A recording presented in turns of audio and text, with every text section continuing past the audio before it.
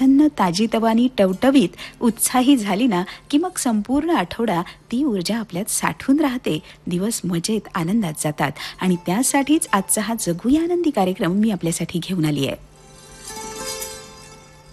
आज मी तुम्हाला एक गोष्ट सांगणार आहे. गोष्ट आहे आपल्या भारतातली, जेव्हा आपल्यावर इंग्रजांचं राज्य होतं. कुठल्या एका लोहमार्गावर, अर्थातच रेल्वे रुळावरून प्रवाशांनी खच्च भरलेली रेल्वे चालली होती.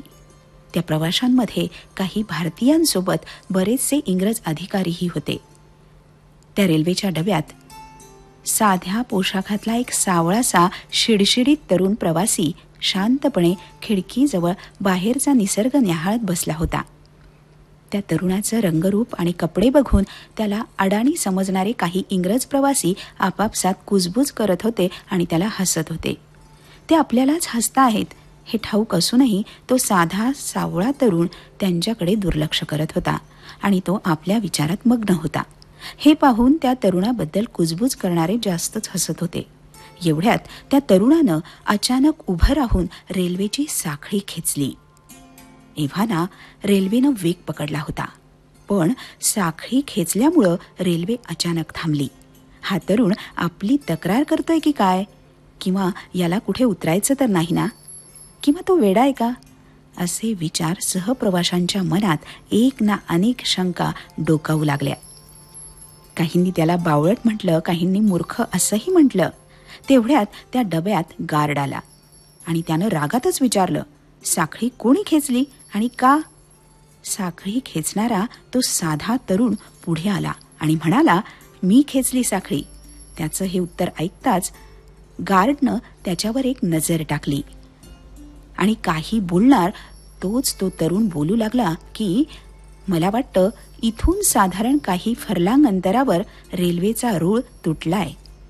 काय म्हणतोयस? तुला कसं कळलं इथे बसून? तो गार्ड त्याच्यावर रागवला होता. महोदय, गाडीच्या नैसर्गिक वेगात थोडा फरक पडलाय असं मला जाणवतंय आणि रुळातून येणारा आवाज काहीसा बदललेला वाटतोय आणि ही धोक्याची घंटा असू शकते. अच्छा, तुला कसं ठाऊक? एवढी हुशारी कशी तुझ्यात? चल आपण जाऊनच बघू. असं म्हणत गार्ड त्या तरुणाला घेऊन डब्यातून खाली उतरला. फरलांगभर अंतरावर बघतो तर काय, एका ठिकाणी रुळाचा जोड खरोखरच निखळलेला होता आणि नट बोलटही निघालेले होते. हे सगळं बघून इतर प्रवासी आणि विशेष म्हणजे इंग्रजही आश्चर्यचकित झाले. या साध्याशा तरुणाच्या समजूतदारपणामुळं मोठा अपघात टळला होता.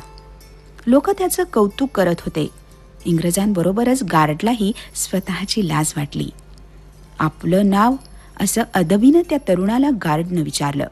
मी सर मोक्षगुंडम विश्वेश्वरय्या. मी एक अभियंता आहे.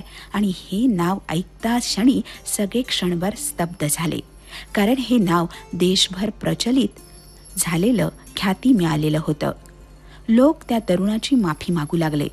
अरे, तुम्ही माफी का मागताय? असं विश्वेश्वरय्या म्हणाले. तेव्हा ते तरुण म्हणाले की आम्ही तुमची खिल्ली उडवली आहे. पण मला तर नाही तसं वाटलं, असं विश्वेश्वरय्या त्यांना म्हणाले आणि मंद स्मित करून त्यांनी सगळ्यांना माफही केलं. 1880 साली अभियांत्रिकी परीक्षा पहिल्या श्रेणीत उत्तीर्ण झालेल्या विश्वेश्वरय्या यांचं पहिलं प्रेम होतं ते स्थापत्य अभियांत्रिकी, अर्थातच सिव्हिल इंजिनिअरिंग.